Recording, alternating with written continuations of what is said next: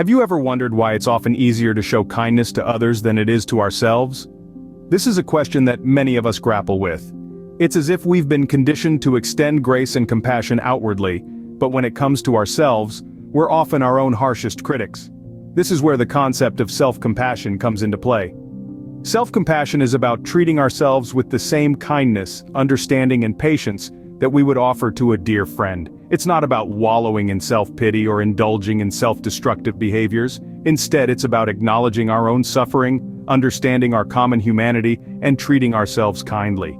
Self-compassion is a powerful tool that can help us navigate the rocky terrain of life. It's a gentle reminder that it's okay to not be okay all the time, that it's okay to make mistakes, and that it's okay to be a work in progress. Because let's face it, we're all beautifully flawed human beings, and there's something incredibly freeing about embracing our imperfections. And when it comes to combating feelings of loneliness, self-compassion can be a game changer. Loneliness can often stem from a sense of disconnection from ourselves and from others. By practicing self-compassion, we're not only fostering a deeper connection with ourselves, but we're also reminding ourselves that we're not alone in our struggles. Everyone experiences hardship and everyone makes mistakes. It's part of the shared human experience. So the next time you find yourself caught in a storm of self-criticism, take a moment to pause, breathe, and treat yourself with kindness, because you deserve it. You deserve to be treated with the same love, respect, and understanding that you so freely give to others. Remember, self-compassion isn't a luxury, it's a necessity. It's not something we should only turn to in times of crisis, but something we should practice every single day. Because at the end of the day, the relationship you have with yourself sets the tone for all other relationships in your life. In this fast-paced world, patience can sometimes seem like a lost art. But what if I told you that patience can be your best ally in overcoming loneliness? Indeed, patience is a powerful tool when it comes to combating feelings of isolation. It's not about idly standing by, but rather about acknowledging where you are and understanding that change takes time. It's an active process of acceptance and growth. Let's break it down a bit. Loneliness can often stem from a feeling of disconnect, a sense that you're out of sync with the world around you. It's easy to become frustrated and disheartened in these moments, but this is where patience comes in. It's about recognizing that this sense of disconnect is temporary, and that with time, things will shift. Now, how does patience help in reducing feelings of frustration and isolation? Well, when we're patient with ourselves, we're able to take a step back and gain some perspective. We're able to see that our current situation is not our final destination, and that each moment, each experience, is part of a larger journey. Think of it this way. Imagine you're on a long hike. You're halfway up the mountain and you're feeling tired, maybe even a little bit lost.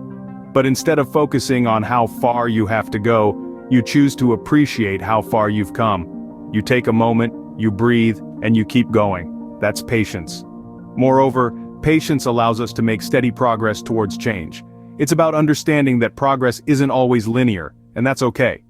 Some days will be better than others, and that's part of the process.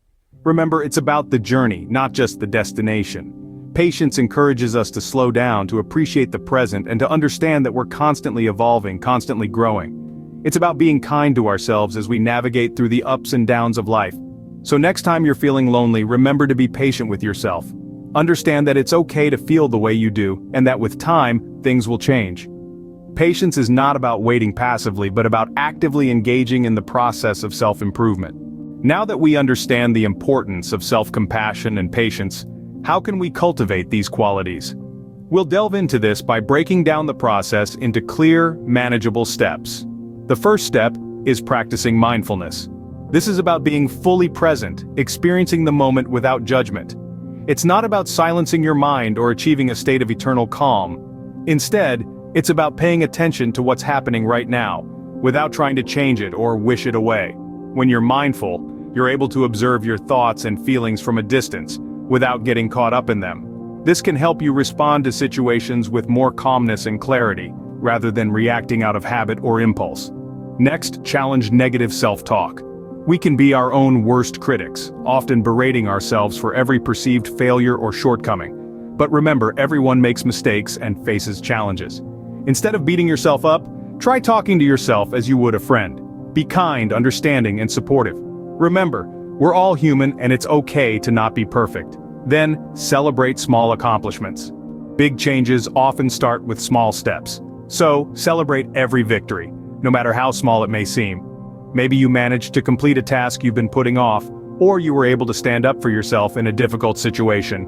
Whatever it is, give yourself credit. These small victories can build momentum and boost your confidence. Finally, seek support from others.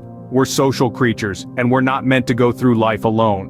Reach out to friends, family, or a mental health professional. Share your struggles and your victories. Allow them to offer you comfort, encouragement, and perspective. Remember, it's okay to ask for help. Cultivating self-compassion and patience isn't a one-time event, but a lifelong journey. It's about making small, consistent changes in how you relate to yourself. It's about treating yourself with the same kindness, patience, and understanding that you would offer to a dear friend. And remember, it's okay to take it one step at a time. You're doing just fine. Loneliness can be a tough adversary, but with self-compassion and patience, it's an adversary we can overcome. Let's recap our journey so far. We've explored the power of self-compassion, a tool that allows us to treat ourselves with kindness, even when we stumble or falter. We've also delved into the art of patience, a virtue that encourages us to celebrate small victories and to understand that overcoming loneliness is a process, not a sprint. These two qualities, self-compassion and patience, form a formidable duo in the battle against loneliness. They help us to feel less isolated, more connected to ourselves and others, and more resilient in the face of life's challenges. They teach us to be our own best friend, to be patient with our progress, and to treat ourselves with the kindness we so readily extend to others. Remember, it's not about eliminating loneliness overnight, but about gradually building a stronger, more compassionate relationship with oneself.